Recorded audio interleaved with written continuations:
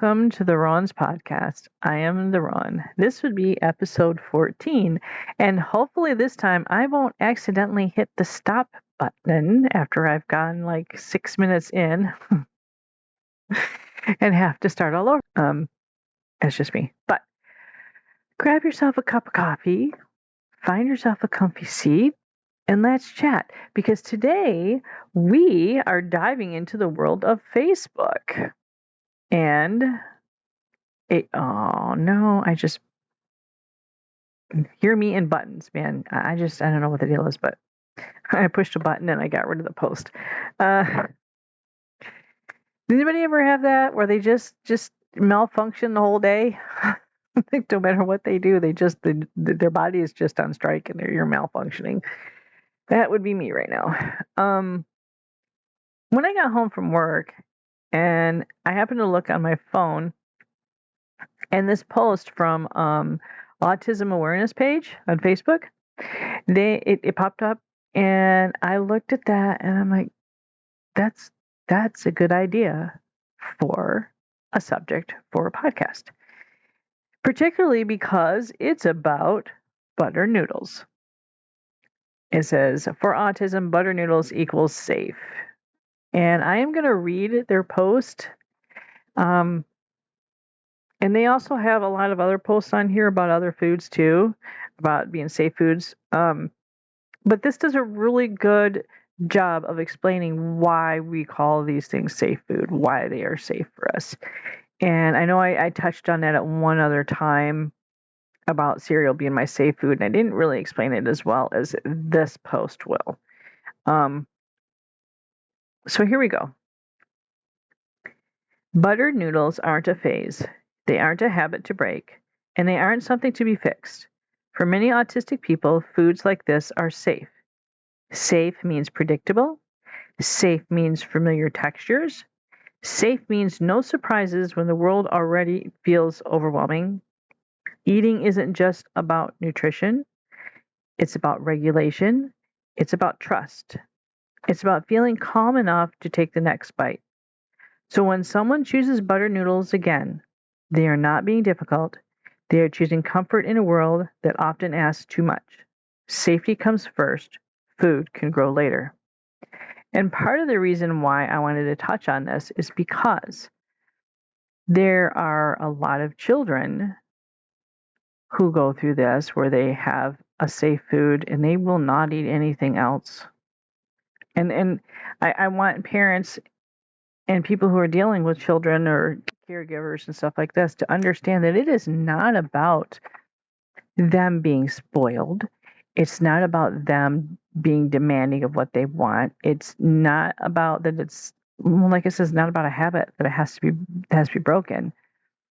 It's a matter of being safe, and they already have a world around them that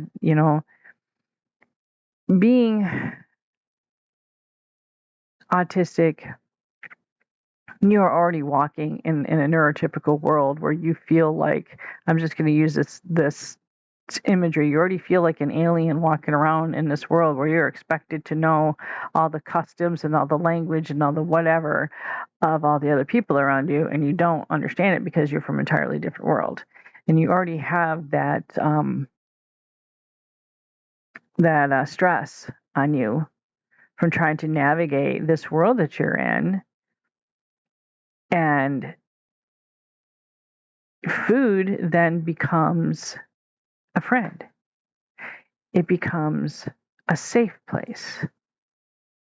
I know for me, as a child, this is what caught my attention was buttered noodles, because I would not eat spaghetti with sauce on it.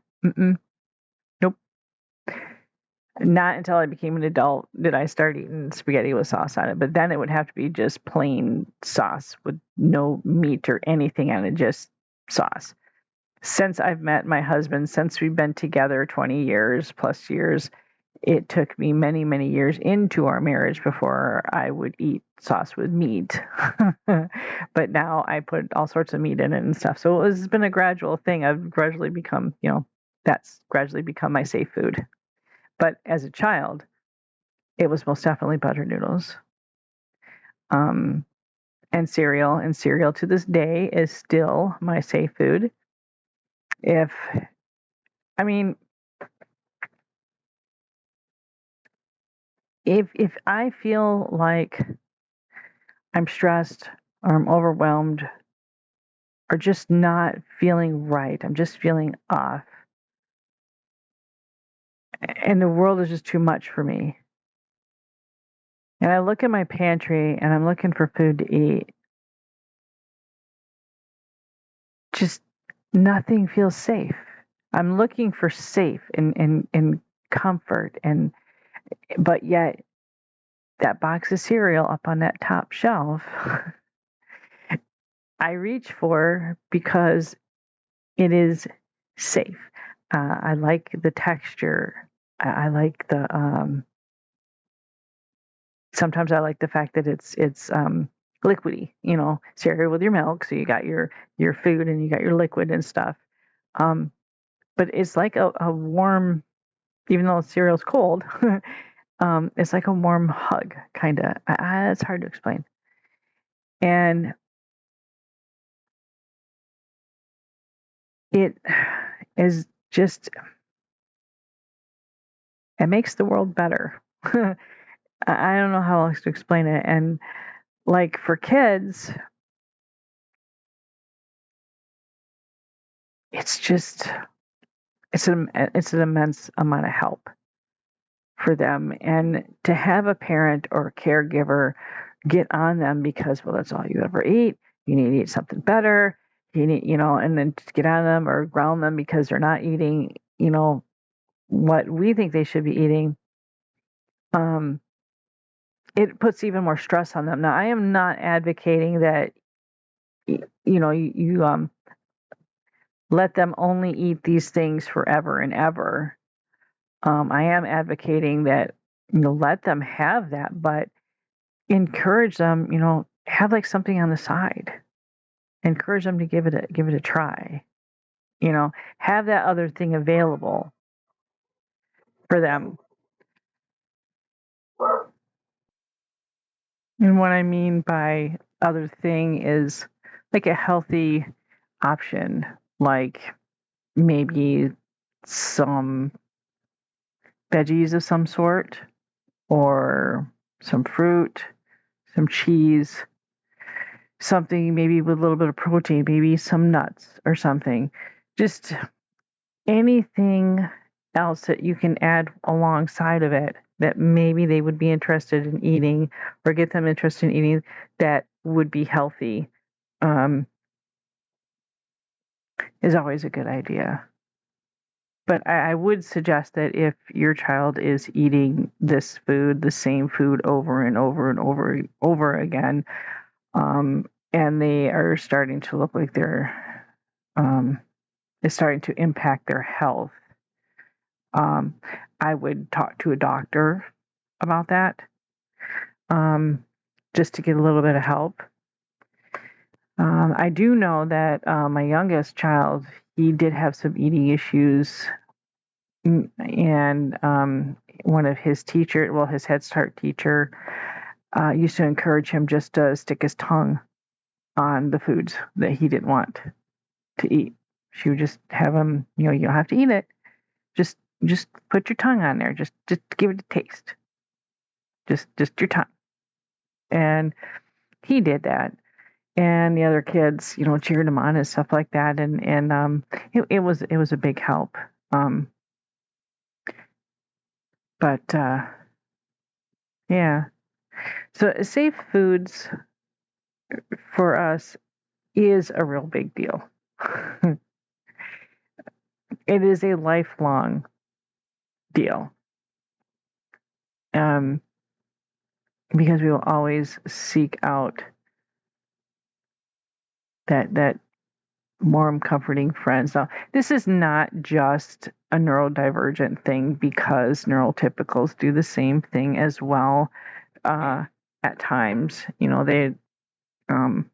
Well, everybody does that really. They seek out some sort of comfort sometimes within food. Like it could be ice cream. You have a bad day or had a argument with your significant other or something, and you might go reach in the refrigerator, freezer for half gallon of ice cream and just sit down with a spoon and that type of thing. Food can be comforting in that way, but here's where it differs for neurodivergence is that it's just dependent on many different factors, not just the fact that it's just comforting, but it's it's safe, it's predictable, it's sometimes it's just the texture. It's just the texture that we need. There are days where I just feel like I need something crunchy to eat. I just feel like eating crunchy. Or I may feel like I just need spicy because spicy is what will make me feel good. And spicy is the thing that feels safe and comforting. I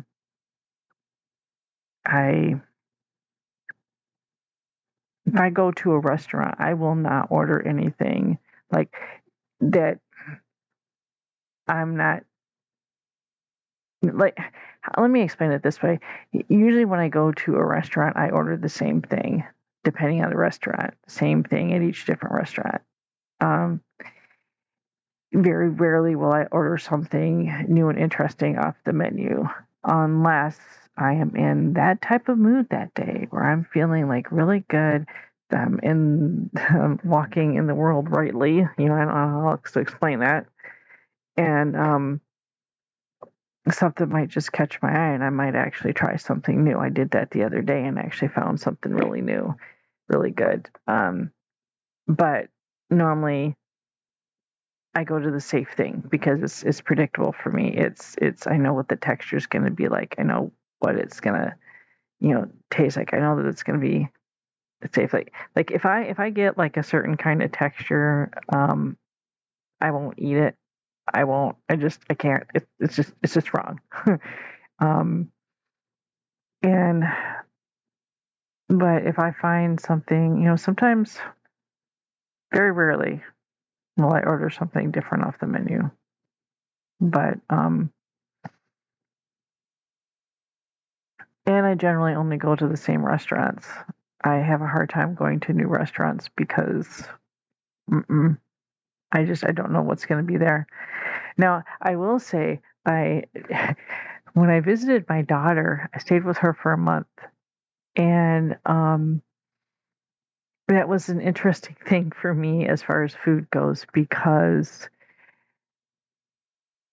her fiance cooked pretty much the entire time, and he's an excellent cook. He could be a chef in like a 5-star restaurant. And these were all foods that I was mostly not familiar with. Well, I wasn't. Bulgogi he cooked, and a lot of that, and I have had that before, but only with one other person making it like years ago, and I was really worried. Like, I don't know. I don't. And then there was other dishes too that he made, and they were all just out of my realm of comfort. And but I did eat them. I did try them, and they were all really, really good. So that was an interesting experience for me to just totally just it was scary every time, but it all looked amazing. I mean, it looked like the plates and stuff that he would bring us looked like they'd just come out of like some magazine or 5-star menu type thing because the presentation was all, and I think because it looked so professional looking, I think that it really helped me to be able to want to taste it, to try, because it looked pleasing to the eye. It looked like it might be pleasing in texture and stuff. So, and then a lot of that is in what things look like. I have a child who won't eat certain foods just because of the way they look, not because of how they might taste, how they look. And I do that too. If I think something looks kind of fun, I'm like, no, nope. And there are some people who have what's called ARFID, and I'm not an expert on this. I only know just a little bit of what I've seen, and a little bit of what I've learned. It's like a food avoidance type condition where they're very extremely limited on what they will eat. Like, it's not just they're looking for safe food. It's like safe foods, but it's very, very limited, like one or two things. And I do watch a lot of videos from a young man named Torin, and I am really sorry. I don't really remember his last name. I think it's Wolf, I think. But him and his mother do a lot of videos, and he's an amazing young man. I think he just turned 18. I think. And he's autistic, and he has this condition ARFID, and he eats very little. But I was watching his videos because some of his videos were him tasting new things and what his reaction was, and he would go through what the texture was like, what the taste was like, what the smell was like, what the sight of it was like. And I found those very interesting to watch. And I just and it's I'm stumbling over my words and stuff right now. I find it very interesting, and I'm sure that to him is probably not an interesting condition, but it's wonderful that him and his mom are sharing this with other people, because I'm sure there's a lot of other children that have this condition, and it's hard for a parent to watch their child struggle with eating like that. And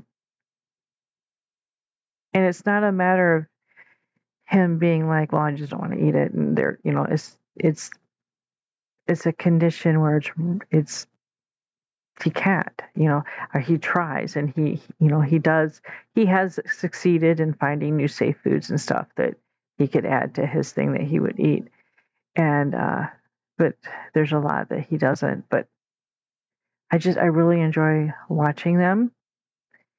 And he also does videos on autism, and his mom is autistic as well.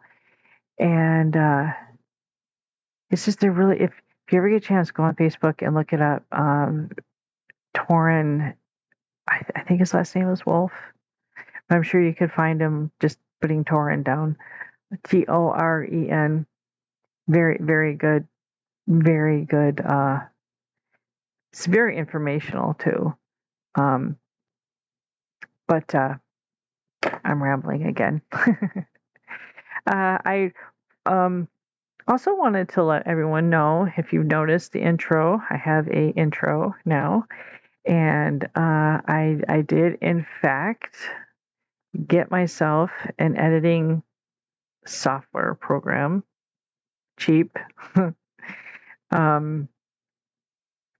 There's like a more expensive versions of this software with like way more bells and whistles and stuff, but I just wanted something plain, and this has a lot of stuff on it anyways, and it's fairly easy to run.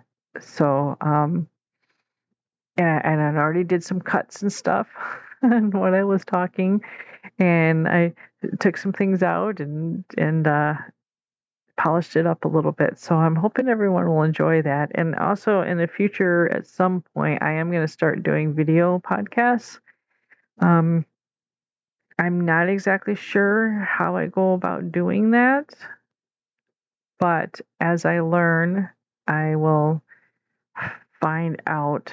For right now, I don't think I can do it yet. I think I have to meet some kind of a goal or something through Spotify to be able to do that. I don't know. So once I do know, I'll let you guys know when I'm gonna do one. But I have been interested in actually doing one.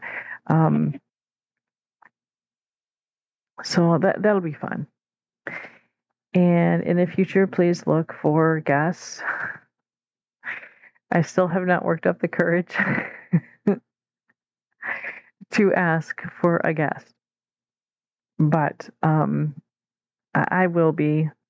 I know I keep saying that, but I will be soon.